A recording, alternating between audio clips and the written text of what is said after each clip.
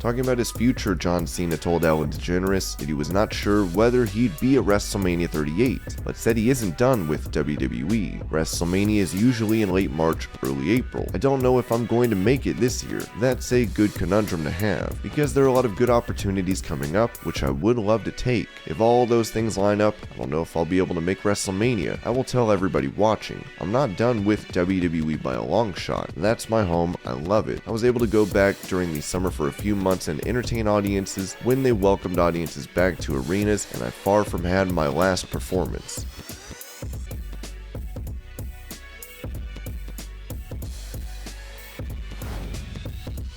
With many of Triple H's closest confidants being released from WWE, it seems that the creative on the brand is now in the hands of Bruce Prichard, according to PW Insider. Prichard will be running creative with Christine Lubrano, and their head writer will be Johnny Russo, as he's been with the company since 2011. Son of WWE Hall of Famer Mick Foley, Dewey will also be on the NXT creative team, with him most recently being in charge of 205 Live, as Foley will be joined in this role by Anthony Golden Jr. And with Triple H still out of action, it remains to be seen what changes are to come and how much more alterations NXT can endure.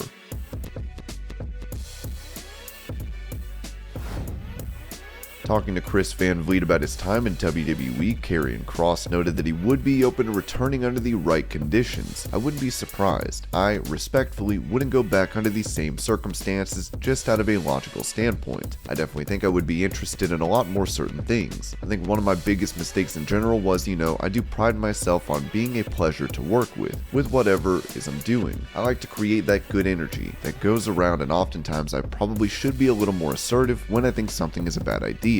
But I think this time around, with this particular situation, I was really concerned about possibly having to go back out there into a national economy which, for lack of better words, is still recovering. I think about my family. I think about people that I need to take care of, that I want to take care of. I think about my future, and working for WWE was the best place to be, secure, stuff like that.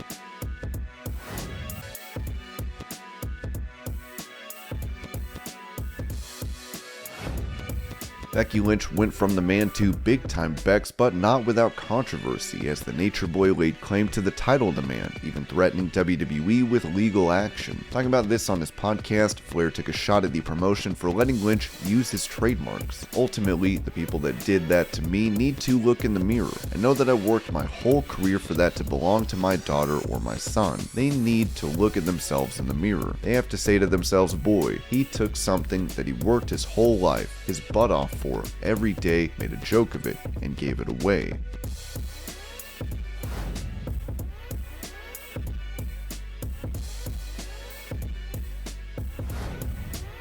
Also on his podcast, Ric Flair made his feelings known about WWE President Nick Khan, saying Khan buried him before he left the company. We did not have the same vision for me. And then Nick Khan makes it personal, just because I no longer wanted to work there, and I wanted to do things like this so I can reflect on my career. Nick just decides to bury me. I need someone to explain this to me. How on God's green earth do you take the Flairs, take that brand, and not make it a fixture of that company?